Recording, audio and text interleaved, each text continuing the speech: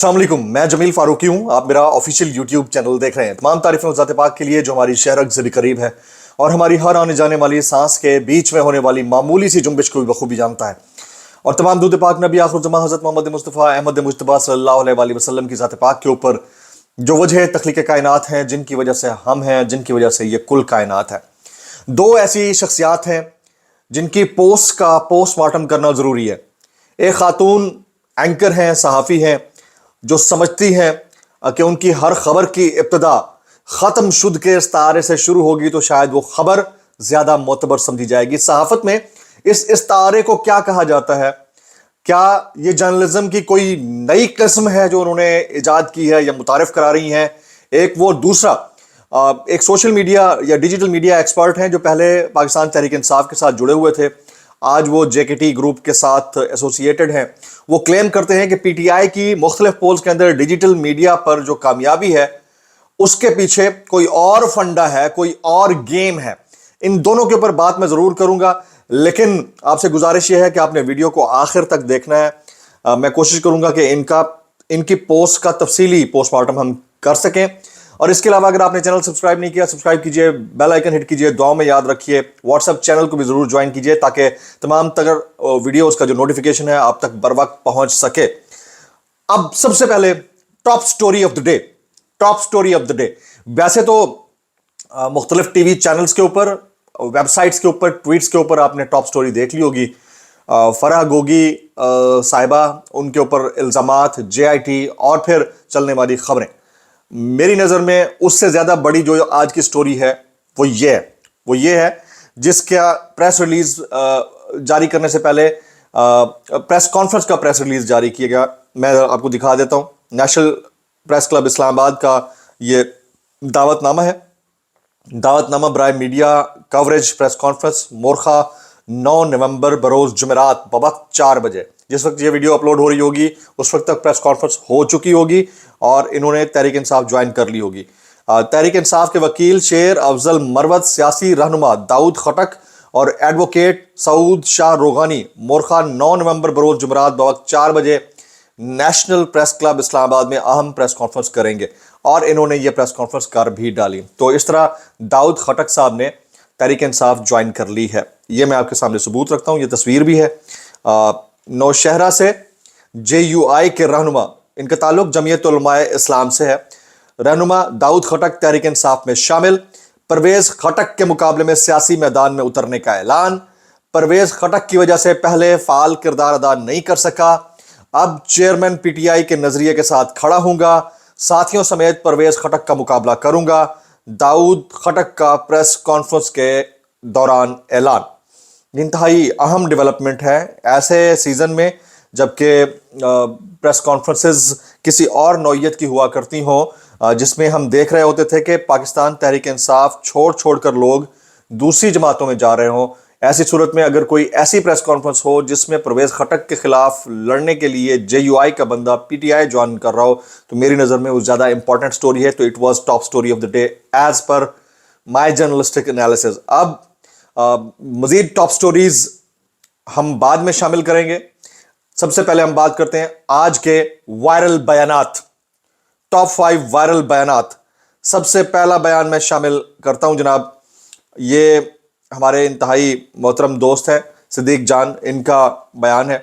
Viral tweet, viral post, viral बयान। कहते हैं पहले PDM हुकूमत और अब निगरान हुकूमत के पास दुनिया जहान के दौरों के लिए पैसे हैं, लेकिन पिम्स हॉस्पिटल की 200 नर्सेज को तनख्वाह देने के लिए खजाना खाली है। 200 नर्सेज को 5 माह से तनख्वाह नहीं मिली है। सिद्दीक जान, ये अल्टीमेट रियलिटी है पाकिस्तान की। आप सरकारी अस्पतालों में चले जाएं, हालत नागुफ्तबा है। आप सरकारी स्कूलों में चले जाएं, बहुत बुरा हाल है।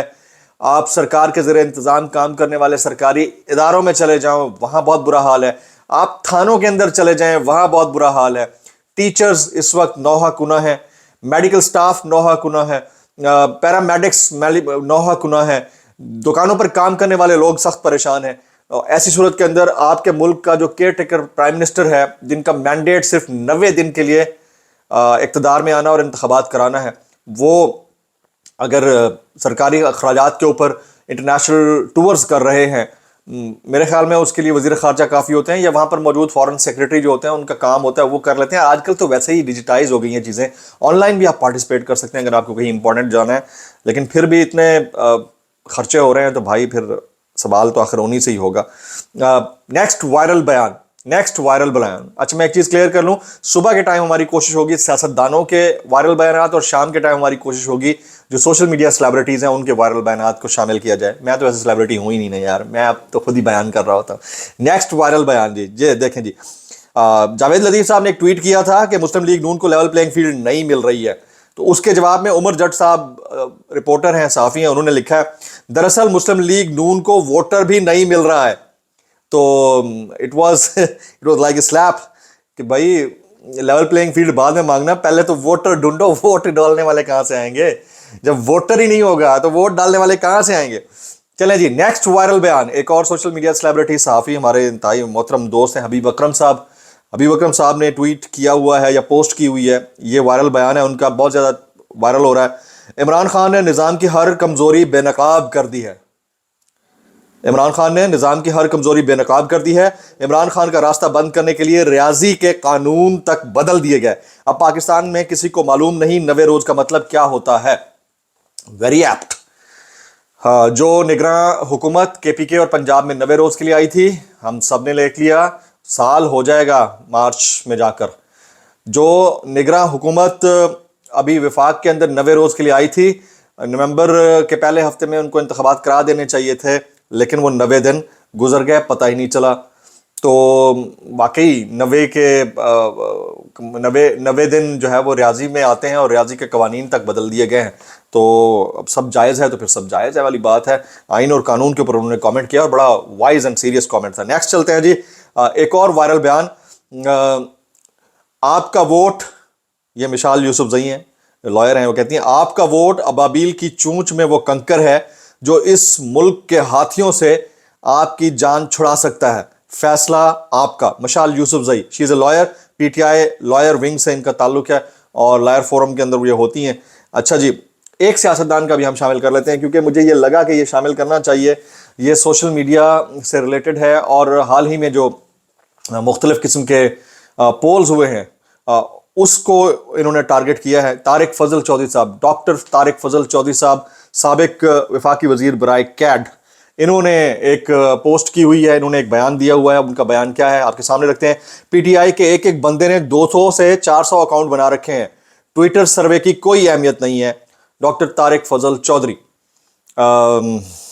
میں اس کے اوپر انتہائی حیرانگی کے ساتھ بس اتنا ہی کہوں گا محترم, میرے خیال میں جتنا پیسہ آپ لوگوں نے نیشنل چینلز کے اوپر, ان کے اندر پھر جو صحافی تھے ان کو برطرف کروانے کے اوپر, اور پھر اپنے من پسند لوگ انجیکٹ کروانے کے اوپر نون لیگ نے, اور پھر اپنی مرضی کا نیریٹو ٹو کروانے کے اوپر لگایا ہے, اس کے باوجود بھی اگر آپ کو یہ طریقہ نہیں آیا کہ ایک کمپیوٹر سے 200 400 ٹویٹس ایک ساتھ کیسے کرنے ہیں, تو پھر تو آپ کی عقل اور مت ماری جانے کو سلام ہم پیش کریں گے. یعنی اگر واقعتاً یہ 2 نمبری ہے تو اس 2 نمبری میں آپ کو تو پہل کر رہنی چاہیے, اور سب سے پہلے یہ والا جو سائڈ ہے وہ اس کو سٹرانگ کر لینا چاہیے. لیکن کیونکہ وہاں ریالٹی ہو رہی ہے اور ریالٹی سے لوگ کام کر رہے ہیں اور پبلک پلز ہے, تو اس کو آپ ایکسیپٹ نہیں کر رہے, اور وہاں آپ کہتے ہیں, اور یہی جو چول تھی نا وہ ایک پہلے سابق وزیر برائے اطلاعات نے بھی ماری تھی کہ یہ تو 10-12 باٹس ہیں, یہ کرتے رہتے ہیں. اب آپ کہتے ہیں کہ یہ 200 سے 400 اکاؤنٹ ایک بندے نے بنا رکھے ہیں. یہ بہت بڑا کلیم ہے ویسے بائی دا وے. اچھا, یہ والا کلیم جو ہے, یہ ایک اور دوست ہیں ہمارے جس کا میں نے ویڈیو کے شروع میں کہا تھا کہ میں ان کا پوسٹ مارٹم آخر میں کروں گا, انہوں نے بھی کیا ہوا ہے. بہت ہی محترم ہمارے دوست ہیں, سوشل میڈیا ایکسپرٹ ہیں, ان کی اپنی اوپینین ہے, رائے ہے, ہمیں احترام ہے. ڈاکٹر فرحان ورک صاحب یہ لکھتے ہیں کہ پڑھیے گا جی, مجھ سے اکثر صحافی دوست سوال کرتے ہیں کہ ٹویٹر پولز کیسے مینج ہوتے ہیں. میں وجہ بتا دیتا ہوں. تحریک انصاف نے سوشل میڈیا مقبولیت قائم کرنے کے لیے مختلف باٹ اکاؤنٹس اور گوگل میں موجود مختلف ویب سائٹ کا سہارا لیا ہوا ہے جو ڈالرز لے کر ایسی سہولیات فراہم کرتی ہیں جن سے عوامی رائے کو تبدیل کیا جا سکتا ہے. اگر کوئی بھی شخص عام شخص کو گوگل پر سرچ کرے تو آپ کو آرام سے ایسی ویب سائٹ تک رسائی حاصل ہو سکتی ہے. میں زیادہ تفصیل میں اس کو نہیں پڑھنا چاہتا کیونکہ بہت لمبا انہوں نے تھریڈ لکھا ہے, لیکن میرا ڈاکٹر صاحب سے ایک سوال ہے, ویسے عمومی طور پر سوال ہے, اگر واقعتاً پیسے دے کر ہی باٹس کو خرید کر آپ یہ والی چیز مینیج کر سکتے ہیں اور آپ کو زیادہ پتہ ہوگا بھی، کیونکہ آپ پہلے پی ٹی آئی کے سوشل میڈیا کو دیکھتے رہے ہیں. تو بھائی یہ والا کام تو پھر جہانگیر خان ترین صاحب اور نون لیگ بڑے آسانی کر سکتی ہے، آسانی سے ہو سکتا ہے. جہاں اتنے بڑے لیول کے اوپر اشتہارات چلا کر اپنی کارکردگی، جو کہ کارکردگی دراصل حقیقت ہے نہیں، اس کو دکھانے کے لیے لوگوں پہ پیسہ چلایا جا رہا ہے. اور وہ کہتے ہیں نا کہ 10 کروڑ کی گھڑی کی کرپشن ثابت کرنے کے لیے 10 ارب روپے مبینہ طور پر لگا کر لوگوں کو بتایا جا رہا ہے کہ یہ ایسے ہو گیا تو ایسے ہو گیا. تو پھر اس والی چیز سائڈ کو بھی اسٹرانگ کر لینے میں کوئی اتنا حرج تو نہیں ہے. تو پیسہ تو میرے خیال میں جہانگیر خان ترین صاحب جن کے متعلق لوگ پبلکلی یہ کہتے ہیں، ان کی اپنی پارٹی کے لوگ کہ یہ عمران خان صاحب کے مبینہ اے ٹی ایم تھے، تو ان سے زیادہ پیسہ کس کے پاس ہے؟ تو وہ لگائیں پیسہ اور یہ گوگل کو ہی خرید لیں یار. سمپل سی بات ہے، کوئی اتنا بڑا فنڈا تھوڑی ہے. لیکن کیونکہ اب وہ کہتے ہیں نا کہ معذرت کے ساتھ، انتہائی معذرت کے ساتھ، کھسیانی بلی کھمبا نوچے والی بات ہے.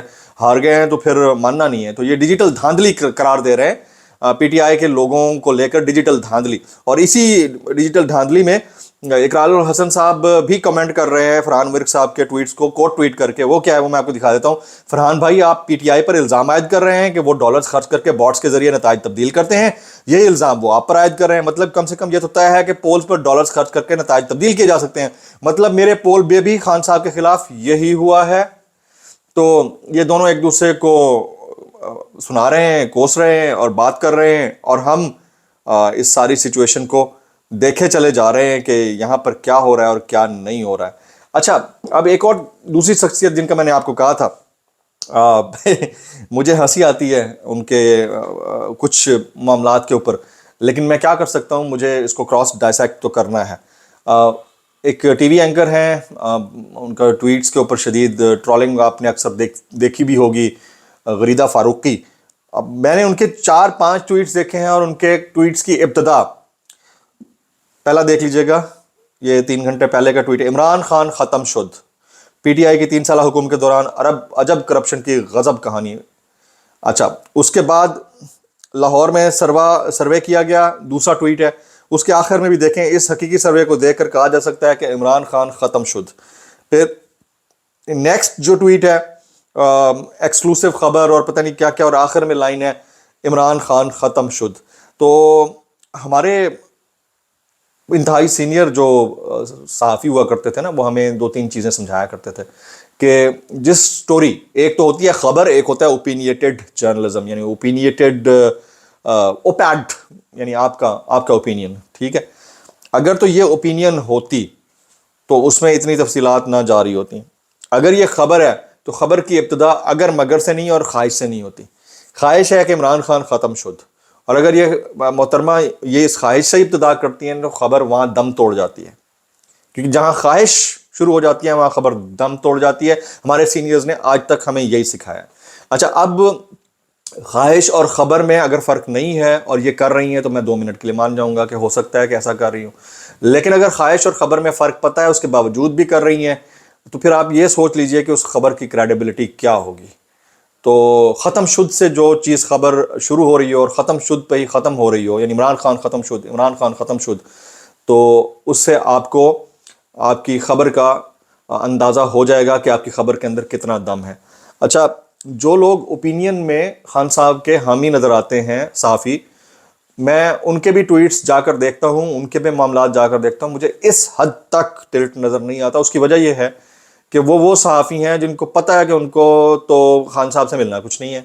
انہوں نے اپنی بات کو پہ قائم اس لیے رہنا ہے کیونکہ وہ ان کی نظر میں غیر جانبدار ہیں. تو ان کا ٹلٹ اس طرح سے نظر نہیں آتا جس طرح متعدد دیگر صحافیوں کی خواہشات جب خبریں بن چکی ہوتی ہیں تو اس کے اندر نظر آتا ہے. تو یہ ڈفرینس ہے، اس ڈفرینس کو ختم کرنے کی بہت ضرورت ہے. میرا خیال یہ ہے، باقی سوشل میڈیا کے اوپر جو پولز ہوئے ہیں، اگر لوگ ان ڈیجیٹل پولز کو نہیں مان رہے اور کہہ رہے ہیں یہ ڈیجیٹل پولز تو دھاندلی زدہ ہیں یا دھاندلی یافتہ ہیں، تو پھر سوچئے کہ انتخابات اگر 8 فروری کو ہو بھی گئے اور اس کے نتائج کے اندر اگر پبلک نے زیادہ ووٹ بلے کو ڈال بھی دیا تو کون ہوگا جو اس کے نتائج مانے گا؟ اول تو مجھے ان مائی اوپینین مجھے ایسا لگ رہا ہے کہ انتخابات تھوڑا ڈیلے ہوں گے. ہو سکتا ہے کہ ٹائم پہ ہو جائیں. اگر ٹائم پہ ہو بھی جاتے ہیں تو مجھے ایسا لگ رہا ہے کہ اس وقت تک بلے والے نشان کے ساتھ یا عمران خان صاحب کے ساتھ معاملات اتنے بہتر نہیں ہوں گے جو حالات چل رہے ہیں. ویو بدلتے دیر نہیں لگتی، لیکن جو حالات ایز آف ناؤ چل رہے ہیں، اور اگر ہو بھی گئے، سب کچھ ہو بھی گیا، تو پھر آپ مجھے بتائیے کہ کریڈیبلٹی آف دا الیکشنز کو کون انشور کرائے گا کہ یہ ٹھیک ہوئے ہیں، فیئر اینڈ فری ہوئے ہیں یا نہیں ہوئے ہیں. یہ وہ تمام سوالات ہیں جن کے جوابات جاننا بہت ضروری ہیں. آج کے ویلاگ سے اتنا ہی. سبسکرائب کیجئے، بیل آئیکن ہٹ کیجئے، دعاؤں میں یاد رکھیے گا، اور جہاں رہیں خوش رہیں، آباد رہیں. السلام علیکم ورحمۃ اللہ وبرکاتہ.